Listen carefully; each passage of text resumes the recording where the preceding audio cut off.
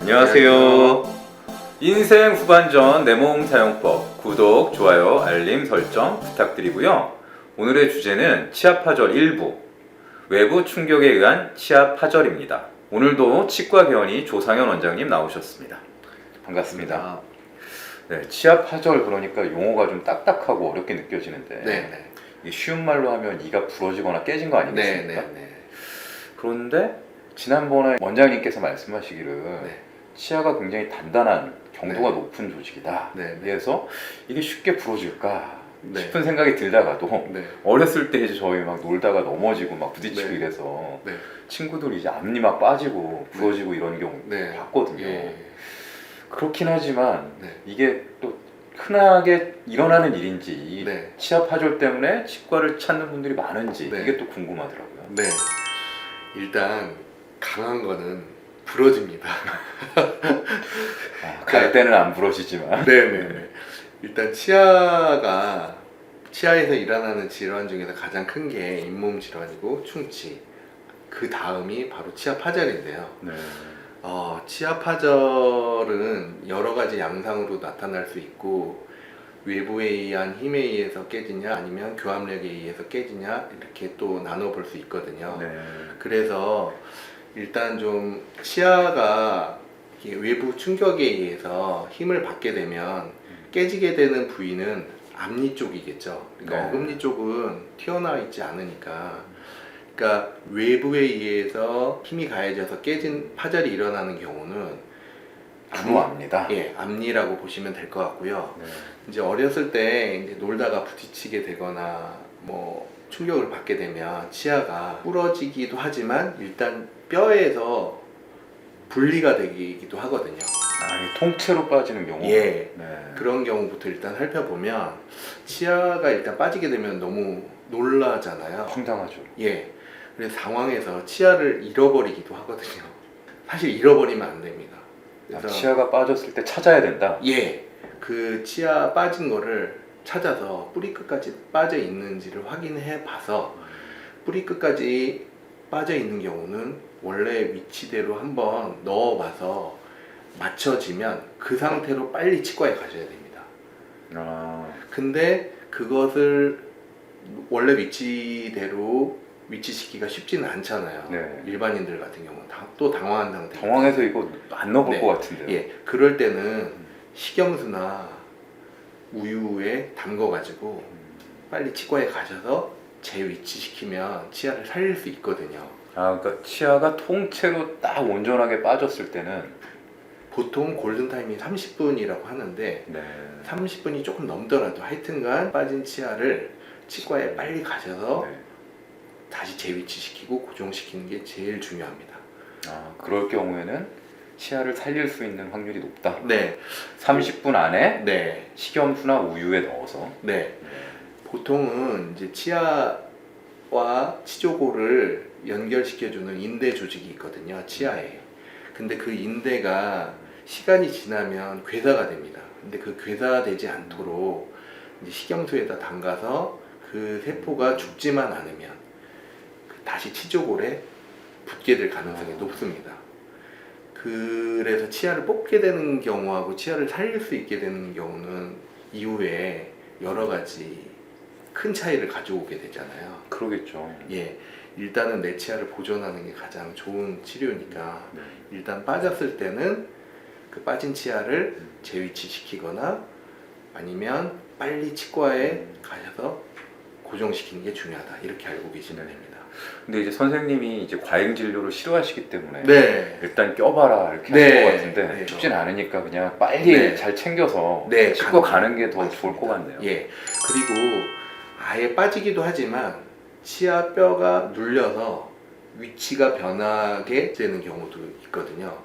그거를 아탈구라 그러는데 그런 경우도 빨리 치과에 가서 치아를 다시 원위치에다가 회복시킨 다음에 고정시켜 주는 게 중요합니다.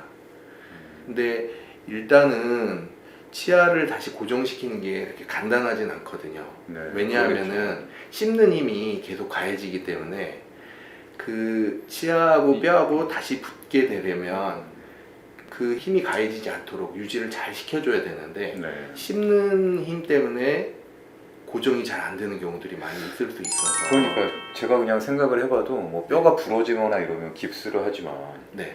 뭐 어떻게 고정을 시키죠? 네, 일단은 위치를 잡게 되고요. 그 위치를 잡게 되는 걸 의학 용어로 정복이라고 그러거든요. 네. 그래서 정복시킨 다음에 그 안에다가 철사를 대놓습니다. 그래서 그 철사를 레진이라고 하는 재료로 고정시키게 되면 어느 정도 외부의 힘을 차단시킬 수 있는 치료거든요. 그렇게 되면 한 2, 3주 지나게 되면 어느 정도 자리를 다시 잡게 되고 그 이후에 동요도가 없어지게 되면 철사를 제거해도 안정적으로 치아가 그 위치에서 유지가 되는지를 확인해 보시면 될 것 같습니다. 아, 이거 말하자면 철사와 레진으로 이렇게 깁스를 하는 거네요. 네, 맞습니다. 일종의 기부스라고 보시면 될 것 네. 같습니다. 근데 이제 사실 저는 치아 파절, 이가 부러지거나 깨진 것이라는 그 정의만 생각하면 네, 첫 번째, 두 번째 경우는 사실 생각을 못했어요. 네. 그러니까 이가 온전히 빠지는 경우가 그렇게 흔치 네. 않을 것 같고 네, 빠지지도 않고 이게 틀어졌다 뭐 네. 이런 경우보다는 사실은 이렇게 반이 부러진다든지 예. 깨진다든지 이런 경우가 더 많을 것 같은데 그럴 지- 경우는 어떻습니까? 지금까지 알아본 경우는 크게 파절이 된 것부터 알아본 겁니다. 네. 그러니까 파절이 치아만 파절이 되는 게 아니라 뼈에 의해서 분리된 것도 파절이라고 보는 거거든요. 근데 이제는 이제 치아 자체가 이제 부러진 경우들도 네. 살펴봐야 되겠죠. 그러니까 앞에서 본 거는 이 턱 뼈에서 이가 떨어진 맞습니다. 경우 뭐 이런 경우네요. 예. 그래서 치아가 파절된 경우는 치아가 어느 정도 파절됐는가가 되게 중요합니다. 그래서 보통 치아의 한 3분의 1이 떨어져 나갔다고 생각하면 그런 부분들은 굳이 씌우지 않고 레진이라고 하는 재료로 충전을 해도 어느 정도 유지력을 가질 수 있거든요. 근데 치아가 반 이상 깨지게 된 경우는 네. 충전하는 재료로 치료를 하게 되는 경우 유지력을 충분히 갖기 어려워서 그런 경우는 부득이하게 치아를 씌우게 될 수도 있습니다. 네, 지금 사진을 준비해 오셨던데 네, 한번 같이 네. 보면서 네. 설명을 해주시죠. 네, 얼마 전에 저희 치과에 오셨던 분인데요. 이분도 충격을 받아갖고 부딪혀서 치아가 부러진 케이스거든요. 근데 이분은 치아가 반 이상 파절이 돼서 부득이하게 치아를 보철 치료를 시행했습니다. 그래서 다행히 치아를 빼지 않을 정도로 깨진 거거든요. 네. 그래서 치아를 살릴 수 있으면 일단 다행입니다. 네, 지금 이게 지금 그래서 보철을 치료를 건가요? 한 후의 사진입니다. 굉장히 감쪽 같은데요. 네. 그러니까 치아를 뽑게 됐다고 생각해 보세요. 저기다 또 뽑은 다음에 임플란트를 하거나 아니면 브릿지 치료를 했다고 생각해 보면 저 지금 환자분이 치료했던 것만큼 깔끔하게 치료가 되기가 어렵겠죠. 그래서 일단은 자기 치아를 살릴 수 있는 치료를 하는 게 가장 우선적인 거고요. 네. 근데 부득이하게 치아의 위쪽만 부러지게 된 게 아니라 뿌리 쪽까지 깨지게 된 경우는 네. 그거는 치아를 뽑게 될 가능성이 높아집니다. 그러면 임플란트를 해야 되나요? 네, 치아를 발치하게 되는 상황인 거고요. 그렇게 되면 치료가 커지게 되는 거죠. 일단은 치아를 살리는 치료를 하는 게 제일 중요하고요. 그걸 보존 치료라고 하거든요. 네. 일단 보존적 치료를 하는 게 중요하다고 볼 수 있겠습니다. 그러면 레진으로 한 경우도 한번 네, 보여주시죠. 이분은 씹히는 면에 치아가 조금 이렇게 깨져나간 거 이렇게 보이죠? 아, 그래서- 저기 앞니 예. 중에 이분도 마찬가지로 충격에 의해서 부러진 경우인데 이런 경우는 정말 다행 중에 다행이죠. 네. 예, 저 정도 깨져나간 거는 쉽게 이렇게 충전이 가능하거든요. 이거는 레진으로 치료를 할 수 있다. 네. 네. 그러니까 치아 형태를 그대로 복원을 하고 치아 색깔로 떼었기 때문에 일반인들이 보시기에 뭐 크게 문제가 없이 일상생활을 할 수 있을 정도로 치료가 끝난 거고요. 네. 이렇게 간단하게 치료되면 환자분도 다행이고 좋게 끝난 거라고 보시면 될 것 같습니다.